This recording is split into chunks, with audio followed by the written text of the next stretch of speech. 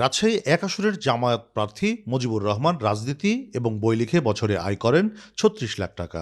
অন্য প্রার্থীদের চেয়ে অর্থ সম্পদে বেশ পিছিয়ে আছেন বলে হলফনামায় দাবি করেছেন তিনি। বিএনপি চেয়ারপারসনের উপদেষ্টা শরীফউদ্দিনের বাৎসরিক আয় ১,২৪,০০,০০০ টাকা।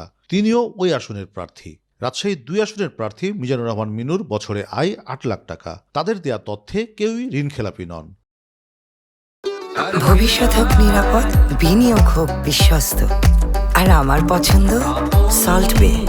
ওয়েলকাম টু সল্ট বে।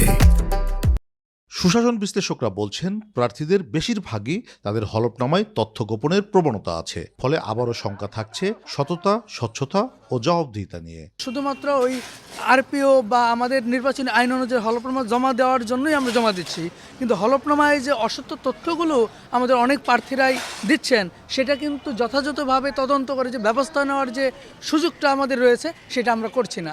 যে কারণে যারা প্রার্থী হচ্ছে তারাও কিন্তু এটাকে এক ধরনের শো অফই মনে করছে। হলফনামার যে উদ্দেশ্য ঘোষণা করা আমার এই সম্পদ আছে, এই দেখো ৫ বছর পর আমি যখন ক্ষমতা ছাড়বো তখন এই সম্পদের চেয়ে কিছু কমে গেল, বাড়বে না।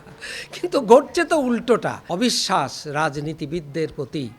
সে কারণেই এটি অন্তর্ভুক্ত করা হয়েছে। রাজশাহীর ৬টি আসনের মধ্যে বিএনপির ৩ জন ও জামায়াতের ৫ জনই ঋণ করে ভোট করবেন। তারা নেবেন দানের টাকাও। তবে এ নিয়ে প্রশ্ন আছে ভোটারদের।